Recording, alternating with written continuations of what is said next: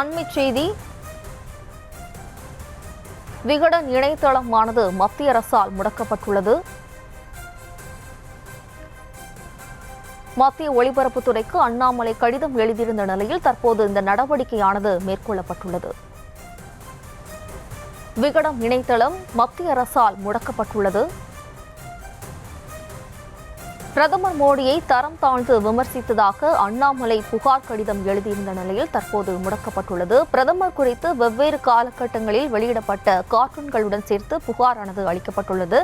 மத்திய ஒலிபரப்புத்துறைக்கு அண்ணாமலை கடிதம் எழுதியிருந்த நிலையில் தற்போது விகடன் இணையதளமானது முடக்கப்பட்டுள்ளது. விகடன் இணையதளம் மத்திய அரசால் முடக்கப்பட்டுள்ளது.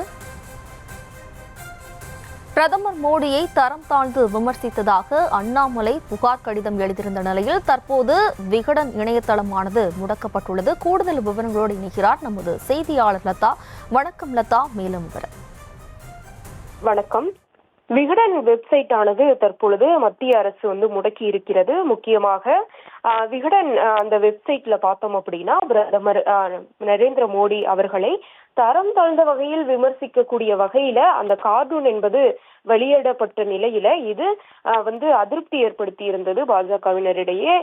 இதனால் தற்பொழுது ஏற்கனவே அண்ணாமலை, பாஜக மாநில தலைவர் அண்ணாமலை இது தொடர்பாக விகடனில் வெளியான அந்த கார்ட்டூன் தொடர்பாக குறிப்பிட்டு புகார் அளித்திருந்த நிலையில தற்பொழுது மத்திய அரசு இத்தகைய நடவடிக்கையை எடுத்திருக்கிறது. முக்கியமாக மத்திய இணை அமைச்சர் எல் முருகன் அவருக்கு புகார் அளித்திருந்த ஒரு நிலையில தற்பொழுது இத்தகைய நடவடிக்கையை மத்திய அமைச்சகமானது எடுத்திருக்கிறது. அண்ணாமலை புகாரை அடுத்து மத்திய அமைச்சகம் இத்தகைய நடவடிக்கையை எடுத்திருப்பதை நம்மால் பார்க்க முடியுது.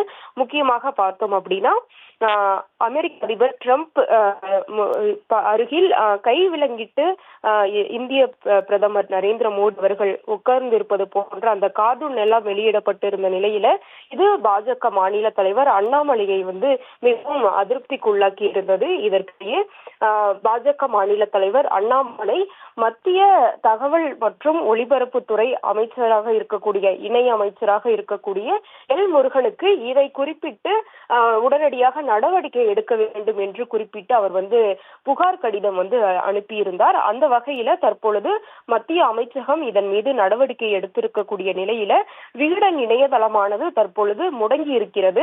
அந்த வகையில அண்ணாமலையினுடைய பாஜக மாநில தலைவர் அண்ணாமலையினுடைய புகாரை அடுத்து மத்திய அரசு இத்தகைய நடவடிக்கையை எடுத்து விகடன் வெப்சைட்டை முடக்கி இருக்கிறது. விவரங்களுக்கு நன்றி லதா.